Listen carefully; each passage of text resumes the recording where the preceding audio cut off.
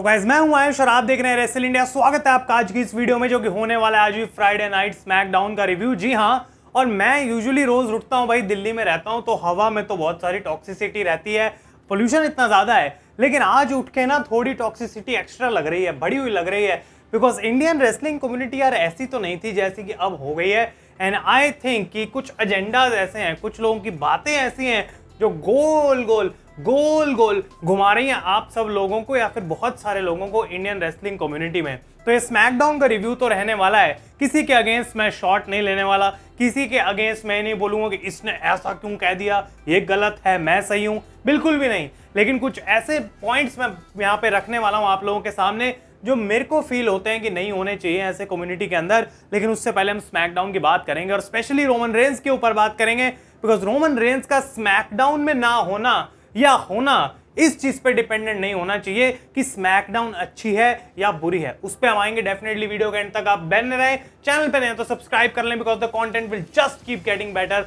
On wrestle India. ये show start होता है ग्रेसन वॉलर इफेक्ट से और कोडी रोड्स आते हैं बाहर, और थोड़ा ब्रीफ रखेंगे आज इन सेगमेंट्स को, बिकॉज ऑनेस्टली आज स्मैकडाउन के अंदर इतना कुछ ज्यादा तो नहीं हुआ। रेसलिंग क्वालिटी इनसेन थी, क्राउड बहुत अच्छा था वॉशिंगटन डीसी का, तो जहां पे क्रेडिट है, क्रेडिट इज ड्यू, उसको देंगे। लेकिन इस सेगमेंट के अंदर कोडी रोड्स पहले बताते हैं कि इस तरीके से केविन ओवेंस उनका बहुत अच्छा दोस्त है, इसलिए वो डिजर्व करता है। वो बहुत टाइम से ब्लड लाइन लड़ रहा था, उनके आने से पहले भी WWE में वो ब्लड लाइन से लड़ रहा था और अब वो एक मौका डिजर्व करता है। और वो यहाँ पे ग्रेसन वॉलर को जज करते हैं कि भाई तू कैसा दोस्त है जो अपने दोस्त के अगेंस्ट टर्न होने वाला है। और इसके बदले में ग्रेसन वॉलर एक वीडियो पैकेज दिखाते हैं उन सारे रेसलर्स का जिनके अगेंस्ट केविन ओवेंस टर्न हो चुके हैं, इंक्लूडिंग क्रिस जेरिको, जो कि एक बहुत बड़ी बात थी कंसीडरिंग कि अब क्रिस जेरिको जो है वो ऑल एलीट रेसलिंग के सुपरस्टार हैं।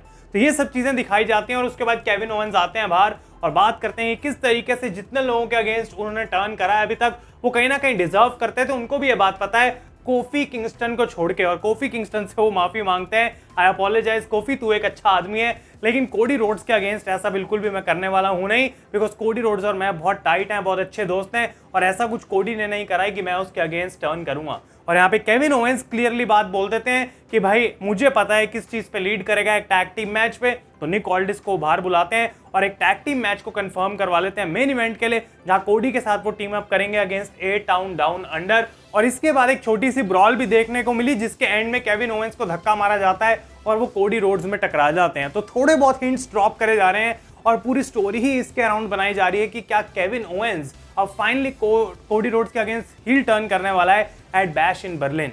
इसके बाद एलए नाइट का मैच हुआ सैंटोस एस्कोबार के साथ for the United states championship, और काफी क्लोज अपने होम टाउन के एलए नाइट थे वॉशिंगटन डीसी से आज, जहां पे वो मैच लड़ रहे थे। तो क्राउड उनको सपोर्ट दे रहा था, हर बार उनको सपोर्ट तो मिलता ही है लेकिन आज थोड़ा ज्यादा था। और क्या जबरदस्त कमाल का मैच भाई। सैंटोस एस्कोबार जैसे लोगों के लिए थोड़ा बहुत बुरा तो फील होता है क्योंकि हर किसी को स्पॉटलाइट नहीं दी जा सकती, लेकिन जबरदस्त अल्टीमेट मैच टीवी के हिसाब से यहाँ पे एलए नाइट और सैंटोस एस्कोबार ने डिलीवर करा, जिसके एंड में यहाँ पे एलए नाइट ऑब्वियसली इस मैच को जीत चुके हैं। उन्होंने एक बैकस्टेज प्रोमो में थोड़ा हिंट दिया कि शायद वो बैश इन बर्लिन में भी अपना टाइटल डिफेंड करेंगे और मे भी उनका कोई मैच यहाँ पे ऑफिशियल करा जा सकता है। लेकिन एक ओपन चैलेंज वो काइंड ऑफ थ्रो कर देते हैं कि मुझे फर्क नहीं पड़ता कि कौन मेरा चैलेंजर है, सिर्फ एक ही रिजल्ट होगा उस चीज का भी, the winner and still the United states champion with everybody saying LA night.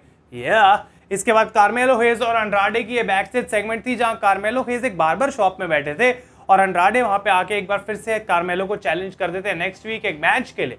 तो भाई मुझे ऐसा लगता है कि भाई इन दोनों के जो मैंने बोला था वही चीज होने वाली है, काइंड ऑफ बेस्ट ऑफ 7 या बेस्ट ऑफ 11 सीरीज बना दो और जो उसको जीतेगा वो पता लग जाएगा दोनों में से बेटर कौन है। आई थिंक उसी को WWE को अब ऑफिशियली एक पेपर पे लिख के अनाउंस कर देना चाहिए। इसके बाद विमेंस का 6 वुमेन टैग टीम मैच हुआ जहां एक तरफ थी जेड कारगिल बियांका और नयोमी और दूसरी तरफ एल्बा फायर आयला डॉन और ब्लेयर डेवनपोर्ट। ये भी एक काफी अच्छा मैच था और मैं बोलूंगा कि जबकि रेसलिंग वाइज ओके था लेकिन क्राउड आज इतना बढ़िया था वॉशिंगटन डीसी का। भाई ग्रीन टी शर्ट गाय भी बैठा हुआ था तो पीएलई वाली फीलिंग तो आनी थी, लेकिन साथ के साथ यहाँ पे आज जेड कारगिल की परफॉर्मेंस एक बार फिर से मुझे काफी बेटर लगी और ऐसा लगता है कि ये लोगों को उतनी लाइमलाइट नहीं मिल पा रही या उतनी अच्छी स्टोरी नहीं मिल पा रही जिसकी वजह से शाइन करें, लेकिन जब रिंग के अंदर आए तो आज तो भाई 6 के 6 ने कमाल कर दिया और बेबी फेस टीम को यहाँ पे विक्ट्री भी मिली है। तो उम्मीद करेंगे कि आगे और अच्छे चीजें आगे बिल्ड करी जाएं, लेकिन बैश इन बर्लिन में Jade Cargill and Bianca Belair challenge करेंगे दोबारा for the women's tag team titles.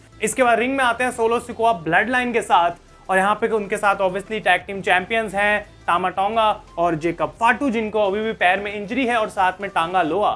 तो बोलते हैं वॉशिंगटन डीसी एक्नॉलेज मी।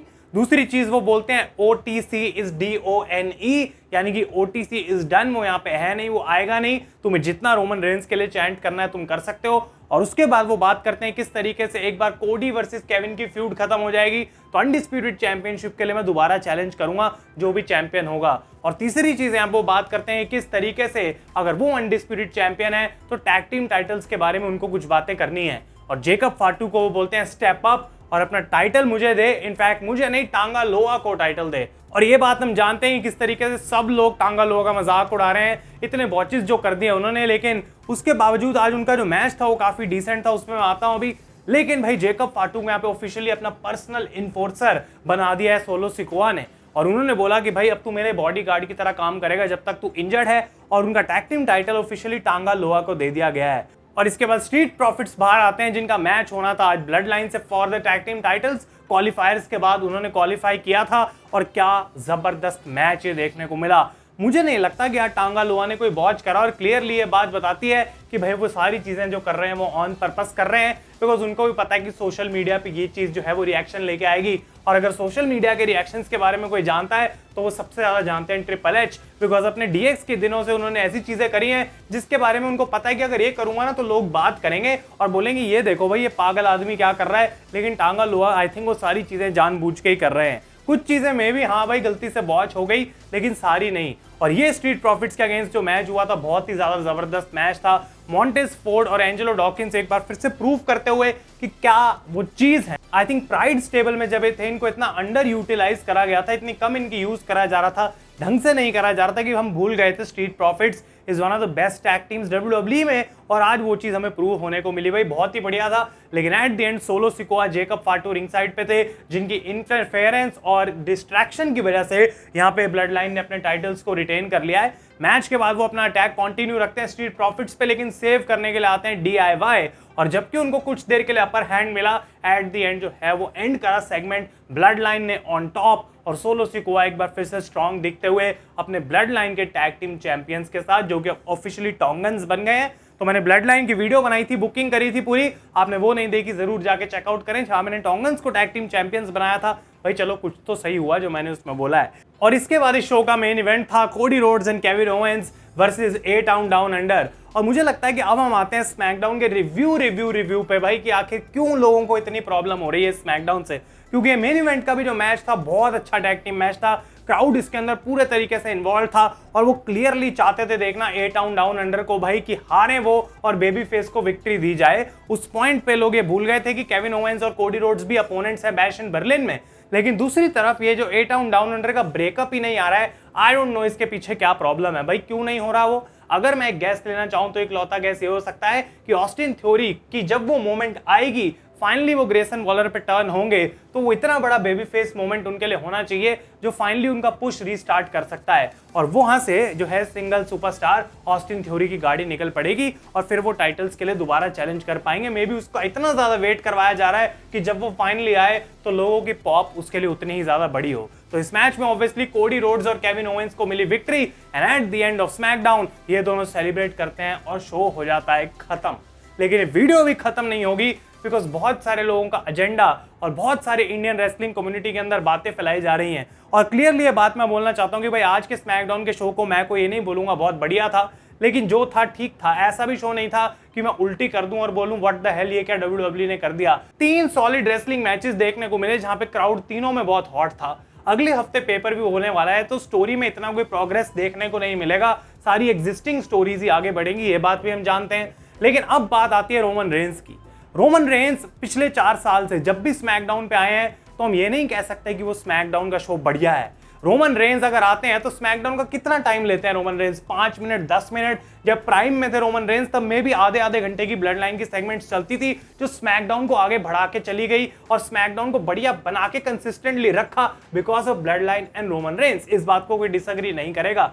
लेकिन इसका मतलब ये नहीं है कि अगर रोमन रेंज नहीं आएंगे तो स्मैकडाउन बेकार होगी, रोमन रेंज आ जाएंगे तो स्मैकडाउन ऑटोमेटिकली अच्छी हो जाएगी। आज की स्मैकडाउन पे अगर 5 मिनट रोमन रेंज आ भी जाते तो क्या ये स्मैकडाउन ऑटोमेटिकली ग्रेट शो हो जाता? नो, बिकॉज स्मैकडाउन हम भाई पूरा शो देख रहे हैं, हम 5 मिनट को जज नहीं कर रहे। और अगर कोई सिर्फ 5 मिनट को रिव्यू कर रहा है तो भाई फिर उसको 5 मिनट को ही रिव्यू करना चाहिए, बाकी बातों को मेंशन ही नहीं करना चाहिए। और दूसरी चीज, आई डोंट थिंक सो भाई, देखो एक कम्युनिटी है, ठीक है, एक कम्युनिटी है, कोई एक आके आपको ये नहीं बोल सकता और कोई भी नहीं ये बोल सकता कि ये सही है वो गलत है। ये कम्युनिटी इसीलिए है ताकि सारे लोग जो है अपना ओपिनियन दे सकें, ये कम्युनिटी इसीलिए है ताकि सारे लोग आके अपना एक पॉइंट रख सकें और मैं आके आपको ये ना बोलूं भाई मैं सही तू गलत, मैं जो बोल रहा हूं वही होना चाहिए, वही सही है, तुम इस बात को मान लो, बिकॉज वो उस पॉइंट पे एक एजेंडा है, वो एक ऐसी बात है कि मैं झंडा लेके आगे चलूंगा, बस तुम मेरे पीछे पीछे आओ। और ये बात हम जानते हैं रोमन रेंज के बारे में कि मैन्युपुलेट करना कितना ईजी है इंडियन ऑडियंस को रोमन रेंज के नाम से।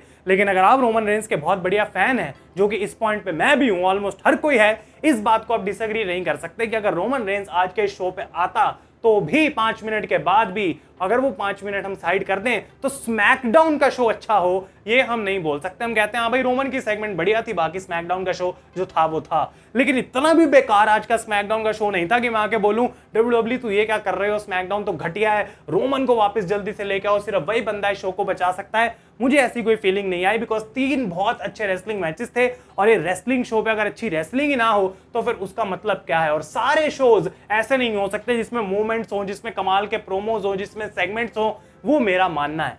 तो रोमन रेंज जब आएंगे तो ऑब्वियसली 4 चांद लगाएंगे, अपनी स्टोरी लाइन को वो संभाल लेंगे, वो उनकी ड्यूटी है, वो उनकी रिस्पॉन्सिबिलिटी है। लेकिन ये बात बोलना कि रोमन रेंज के ऊपर स्मैकडाउन डिपेंडेंट है और रोमन आया तो स्मैकडाउन अच्छी, रोमन नहीं आया तो स्मैकडाउन बुरी, is a very bad take. और एक चीज जो और मैं बोलना चाहता हूं ये है कि भाई देखो कम्युनिटी में रह के हम बहुत लोगों के साथ काम करते हैं, जैसे कि मैं रोहित के साथ असली अखाड़ा का पॉडकास्ट करता हूं। और जैसा कि मैंने शुरू में वीडियो के बोला था, किसी के अगेंस्ट कोई शॉट नहीं है, बिकॉज मे भी आप लोगों को लगेगा कि मैं किसी एक की या दूसरे की या तीसरे की बात कर रहा हूं, बट मुझे इस चीज को एडमिट करने में कोई प्रॉब्लम नहीं है कि अगर आप किसी के साथ काम भी कर रहे हैं, सेम कम्युनिटी में पॉडकास्ट रन कर रहे हैं, कोलैब कर रहे हैं, उनके साथ ट्विटर पे एंगेज हो रहे हैं, तो आपको हर राइट है उस बंदे के साथ डिसएग्री करके अपना ओपिनियन रखने का, बिकॉज तभी एक कम्युनिटी बनती है। अगर कोई एक अपना ओपिनियन दे और सारे उसको बस मान लें और हाँ हाँ हाँ हाँ बोलते रहें तो वो कम्युनिटी नहीं रही भाई, वो तो फिर गधे भाग रहे हैं पीछे लाइन में। तो आई थिंक ये लोगों को बात समझनी पड़ेगी और जितना कम एजेंडा हम फैलाएं